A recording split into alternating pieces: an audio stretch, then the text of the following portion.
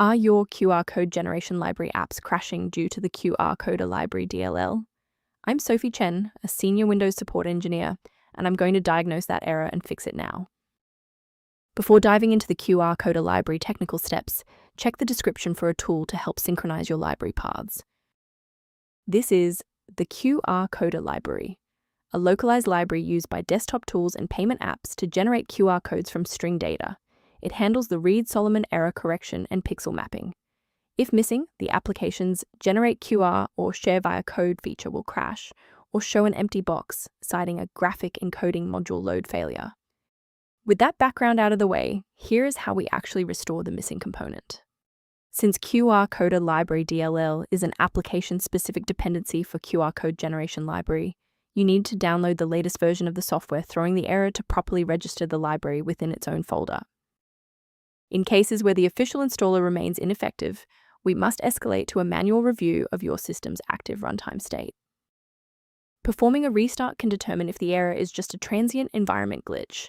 A reboot refreshes your system's path variables and can sometimes re-establish a broken link to the Qrcoder library file.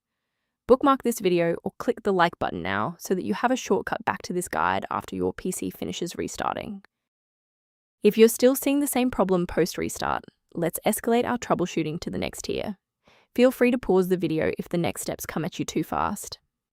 Since that library file is still unresponsive after the restart, we'll run a repair on the coding environment. First, go to Control Panel, then select Programs and Features. Second, find every Microsoft Visual C++ redistributable, 2005 through 2022. Third, right-click each and select Change, then select Repair. If that fails, download the latest all-in-one VC++ redistributable package from Microsoft's website. Please note that for DLL files with numbers, the number tells you which version to repair. For example, 120 equals 2013. I'd like to provide a brief technical warning about the risks of using unofficial file repositories. Please be cautious of websites offering free downloads of Qrcoder Library DLL. These files are frequently the wrong version for your specific PC architecture and can introduce viruses into your sensitive system folders. For those looking for a professional-grade monitoring resource, I've provided a link to a diagnostic tool for you below. Review guidance on library management and system stability by accessing the repair-related resource linked below for Qrcoder Library. I'm Sophie Chen, and I appreciate you watching.